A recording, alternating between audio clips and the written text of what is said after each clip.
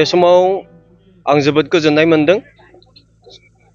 सारि न' बनगुरुं विष्णु मन्दिरनि जि बानजायनायाव बारदै सिख्ला जे बादायलायनाय एबा बिहु उत्सव, बे बिहु उत्सवखौ एबा बारदै सिख्ला जे बादायलायनाय बेखेवनाय बे हाबाफारियाव आंखौ हांख्रायनानै लाबोदों आरो आंखौ हांख्रायनानै लाबोनायनि गेजेरजों बेखौ बेखेवनाय हाबाफारियाव आंनो बिबान होनायलाय आङो बेखेवनाय जाबाय दिनैहाय।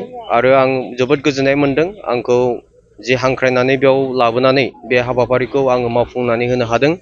बेयो निसय इसोरनि बियो मोनसे आशीर्बाद होननानै आं साननानै लायो। मानो होनबा दिनै बेयाव बे कमिटिनि जि मावथिफोर जि दैदेननाय गासै रायजो राजाफ्रा आंखौ बेयाव मोननानै जोबोद गोजोननाय मोनदों आरो बेखौनो आं हामबाय होदों जे जि कमिटिया आंखौहाय जे सनमान होनायजों बे हाबाफारिखौ मावफुंनायाव आंखौ सहजुग होबाय, बेखायनो आं धन्यबाद होदों। आरो आं बेखौनो बेजों लोगोसे बुंनो नागिरो बियो जोंनि एंगार हायै मोनसे सांस्कृतिक आरो बे जोंनि कालचार, जों बेखौ अराय सम जों लाखिनांगोन आरो बेखौ लाखिनायनि गेजेरजों जोङो फैबाय थानाय उन्दै उन्दै जायफोर देरबोदों बिसोरखौ जोङो दिन्थिनांगोन, जोङो फोरोंनांगोन, अब्लासो जोंनि जि सांस्कृति जोंनि कालचार बियो थांनानै थागोन। बेखायनो आं बेखौनो आसा आरो भरसा खालामदों जे माने सांस्कृतिया थांनानै थानोब्ला जोङो हिक्काबो नांगोन आरो बेखौ हिक्का होनायानो जाहैदों जोंनि जि दानि जे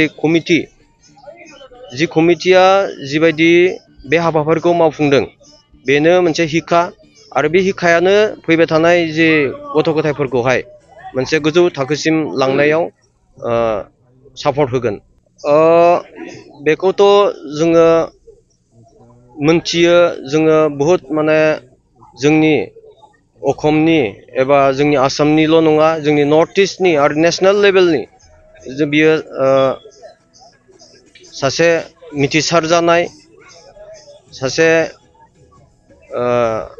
मेथाइ खनगिरि, दिनै गुबुन गुबुन भाषानि गेजेरजों जोंनि बे नर्थ इस्टआव मेथाइजों लोगोसे जोंनि हारि माहारिखौ गोजौआव लांनायाव बिथांनि बहुद अबदान दङ। आरो दिनै बेयाव फैनानै आङो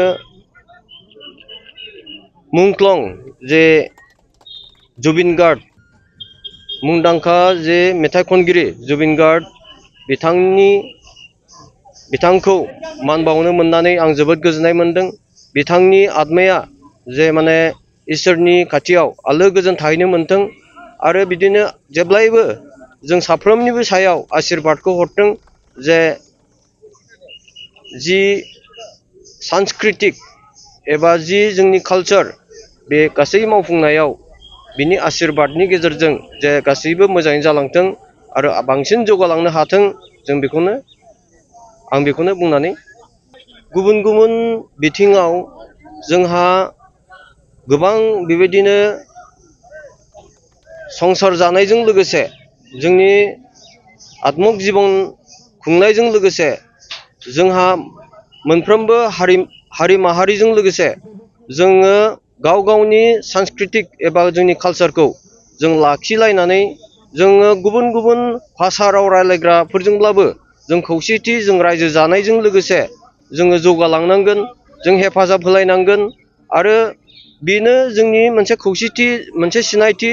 जोङो गुबुन गुबुन माहारिफोरजोंब्लाबो जोङो खौसेथि, जोङो जिखिनि जोंनि कालचार, जिखिनि जोंनि मोसानाय मुसुरनाय, जों खौसेथि जों जुदि थायोब्ला निसय जोङो अरायबो गावनि साखाथि फाखाथि जेसेबां माने जोंनि रायजोफोर जोंजों एबा सहजुग दङ बिसोरजों लोगोसे जोङो जौगालांनायखौ जों मावफुंलांनो हायो। আজি আমাৰ 29তম দেউল উৎসৱৰ লগতে বিহুৰ লগত সংগতি ৰাখি আমি ৰঙালী বিহু উদযাপন কৰোঁ।